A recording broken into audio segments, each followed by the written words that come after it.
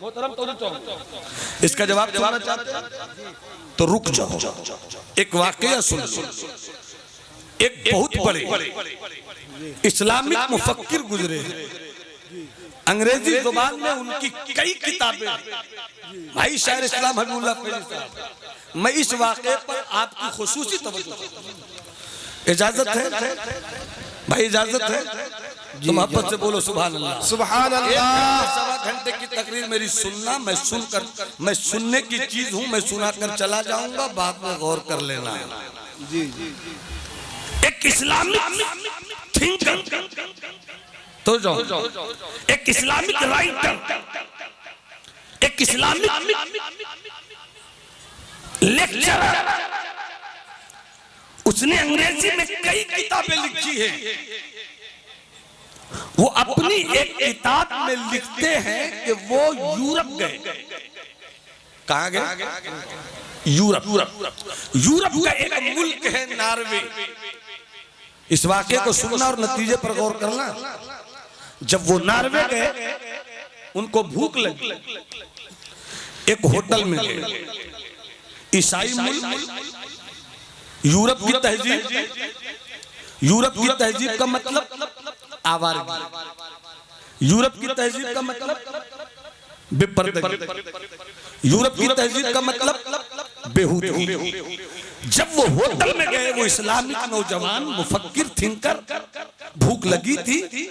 जिस होटल में वो गए, उस होटल में ईसाइयों की भीड़ थी, और ईसाइयों में मर्द भी और औरत भी, जवान लड़के और जवान लड़कियां, कोई हाफ पैंट में, कोई एक दूसरे को चूमते हुए खा रहे हैं, मगर खाने का सलीका नहीं। मस्ती की दास्तान सुना रहा है, न खाने का तरीका, न पीने का तरीका, न होटल में रहने का तरीका, न औरतों के साथ बात करने का तरीका। एक आवारगी, एक हैवानगी, एक बेहूदगी, एक बाजारूपन। ऐसे माहौल में कमरुद्दीन साहब, ऐसे माहौल में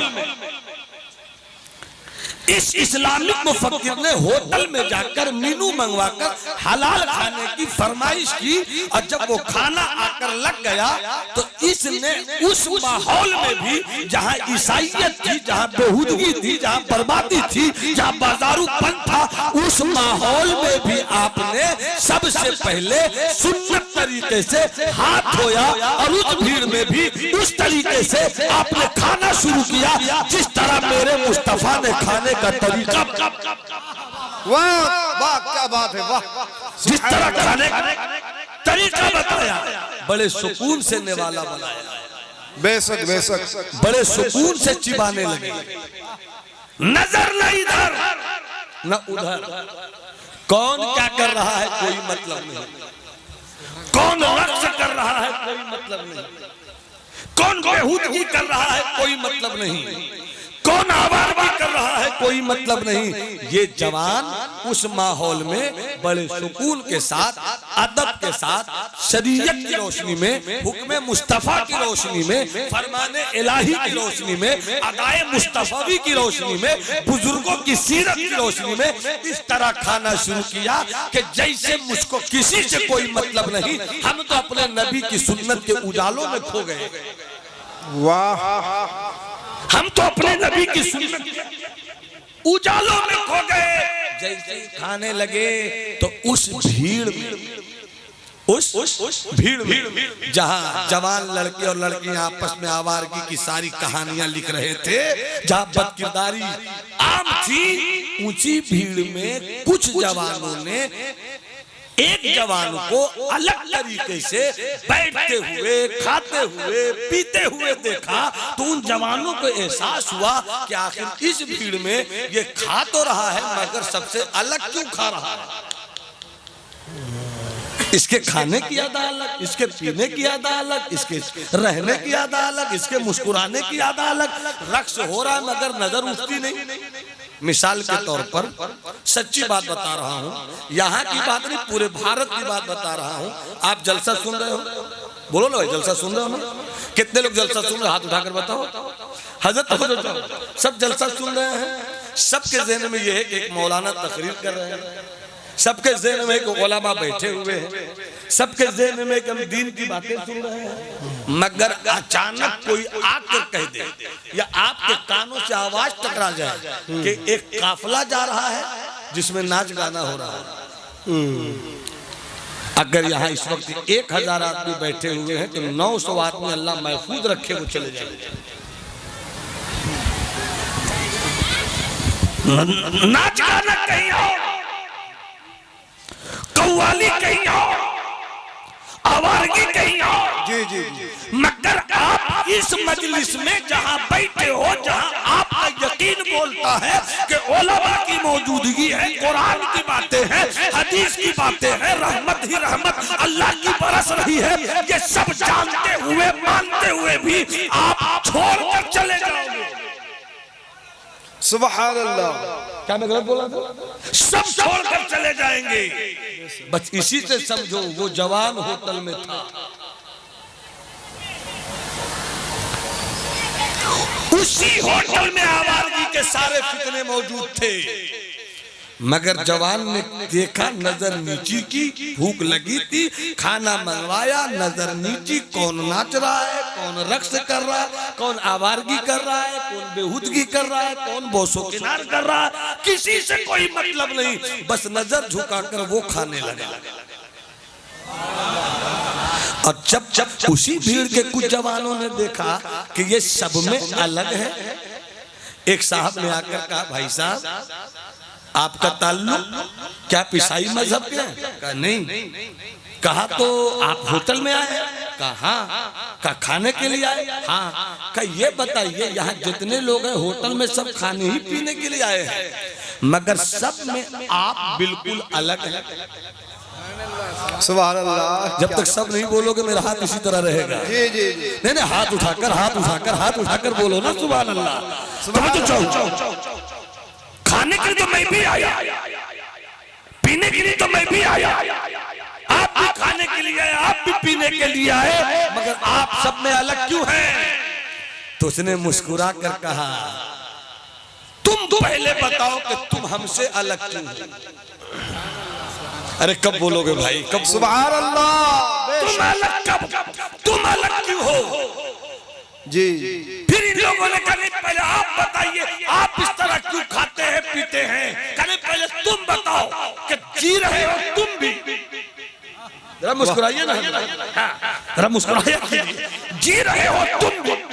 जी जी। जी रहा हूं मैं भी, खा रहे हो तुम भी, खा रहा हूं मैं भी, पी रहे हो तुम भी, पी रहा हूं मैं भी, होटल में हो तुम भी, होटल में हूं मैं भी, मगर तुम उस तरह क्यों खाते हो? तुम बता दो अपनी जिंदगी का मकसद, फिर बता दूंगा मैं अपनी जिंदगी का मकसद। क्या बात है, वाह वाह। अब तवज्जो आपकी, अब आगे सुनो। उसी अंग्रेज जवानों की भीड़ के एक लड़के ने खड़े होकर कहा, मेरी जिंदगी का मकसद इट खाना, ड्रिंक पीना, हैप्पी खुश रहना, जिसे हम अपनी जुबान में बोलते हैं खाओ पियो ऐश करो, खाओ खाओ ऐश करो, ऐश करो, ये है मेरी जिंदगी का मकसद। अब अगर एहसास की दुकान पर ताले नहीं पड़े हैं तो जवाब सुनो उस इस्लाम के शहजादे का। हाँ हाँ हाँ, क्या बात है। उसने कहा जिंदगी का मकसद खाना पीना खुश रहना। कहा कि अगर तेरी जिंदगी का मकसद खाना है, कुत्ते भी खाना खा लेते। वाह वाह, क्या बात है। अगर तेरी जिंदगी का मकसद पेट भरना है, गधे भी पेट भर लेते हैं। बताओ फिर तुम में और गधे में क्या फर्क रह गया? अगर तेरी जिंदगी का मकसद पीना है तो हमने जंगल की हिरनियों को नदी किनारे पानी पीते हुए देखा है। फिर तुम्हारे पीने में और हिरन के पानी पीने में क्या फर्क रह गया? और अगर तुम कहते हो ईट ड्रिंक हैप्पी, खुश रहना, तो चले जाओ किसी ऐसे दरख्त के नीचे जहां बंदर रहते हो और बंदरों को देखोगे आपस में बंदर इस तरह खेलते हैं कि कोई इस शाख से उस शाख पर, उस दरख्त से उस दरख्त पर कलाबाजियां करते हैं, मस्ती करते हैं, उछलते हैं, कूदते हैं। तो अगर तुम्हारी जिंदगी का मकसद इसी तरह खुश रहना है तो तुम में और बंदरों में क्या फर्क रह गया? अब क्या जो आप अब मैं चाहूंगा कबूद्दीन साहब किबला, बहुत जिम्मेदार आप हैं और नकीब भी आप ही बन गए हैं, तो अब बोले तो किसको बोले? अब निकाबत का पूरा लहजा दिखना चाहिए यहाँ पर। मोहब्बत से बोलिए सुभान अल्लाह, सुभान अल्लाह, सुभान अल्लाह। तेरी जिंदगी का मकसद है खाना पीना खुश रहना, मगर मुस्तफा के गुलामों की जिंदगी का मकसद सिर्फ खाना नहीं, सिर्फ पीना नहीं, सिर्फ जागना नहीं, सिर्फ सोना नहीं, सिर्फ मुस्कुराना नहीं, सिर्फ बाजार में जाना नहीं, बल्कि हमारी जिंदगी का मकसद जो मदीने वाले ने रब के अहकाम की रोशनी में दिया है, वमा खलक़तुल जिन्ना वल इंसा इल्ला लियअबुदून। अरे हमारी जिंदगी का मकसद ये है कि खाओ इस तरह कि रब की इबादत हो जाए, पियो इस तरह रब की इबादत हो जाए, मुस्कुराओ इस तरह रब की इबादत हो जाए, चलो इस तरह मुस्तफा की इबादत हो जाए। क्या मतलब? मुस्तफा की इताअत करते रहोगे, खुदा की इबादत होती रहेगी।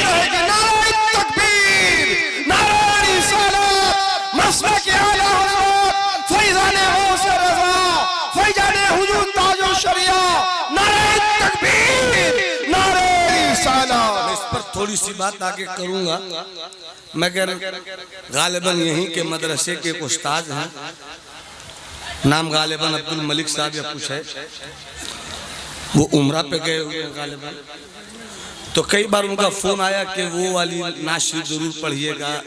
आज भी फोन आया रूम पे, अब्दुल कलाम साहब,